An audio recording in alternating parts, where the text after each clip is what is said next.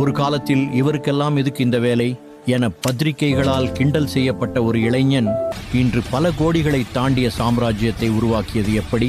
தளபதி விஜயின் வாழ்க்கையிலிருந்து நாம் கற்க வேண்டிய 3 ரகசியங்கள் இதோ. முதல் ரகசியம், விமர்சனங்களை உரமாக்குதல்.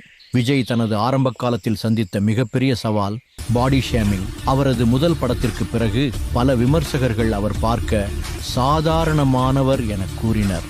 யார் உங்களை விமர்சிக்கிறார்களோ அவர்களை திரும்பி பார்க்காதீர்கள்.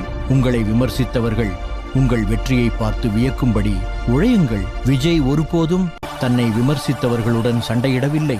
அதற்கு பதிலாக அவர் அடுத்தடுத்த படங்களில் தன்னை தரம் உயர்த்தி கொண்டே இருந்தார். இரண்டாம் ரகசியம், தோல்வியிலிருந்து கற்றல். பூவே உனக்காக படம் வரை விஜய் ஒரு ரொமான்டிக் ஹீரோவாக மட்டுமே இருந்தார். ஆனால் அவர் சந்தை மாற வேண்டுமென்றால் ஆக்ஷன் ஹீரோவாக வேண்டும் என திட்டமிட்டு கில்லி போன்ற படங்களில் தனது பாடி லாங்குவேஜ் மற்றும் ஸ்பீடை முற்றிலும் மாற்றினார். சூழலுக்கு ஏற்ப உங்களை மாற்றிக்கொள்ளவில்லை என்றால் நீங்கள் காணாமல் போய்விடுவீர்கள். காதல் மன்னனாக இருந்த விஜய் கமர்ஷியல் கிங்காக மாறியதற்கு பின்னால் இருந்த மர்மம் தன்னை தானே மாற்றிக்கொள்ளும் துணிச்சல்தான்.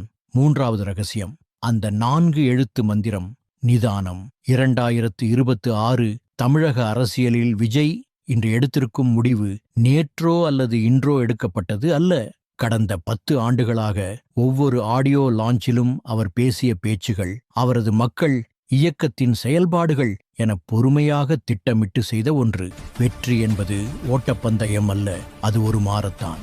2026 அவர் எடுத்திருக்கும் இந்த அரசியல் முடிவு அவரது 30 கால பொறுமையின் வெளிப்பாடு.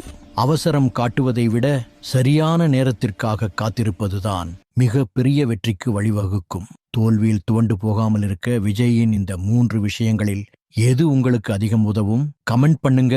இது போன்ற ரகசியங்களை தெரிந்து கொள்ள சேனலை சப்ஸ்கிரைப் பண்ணுங்க. வாழ்க தமிழ்.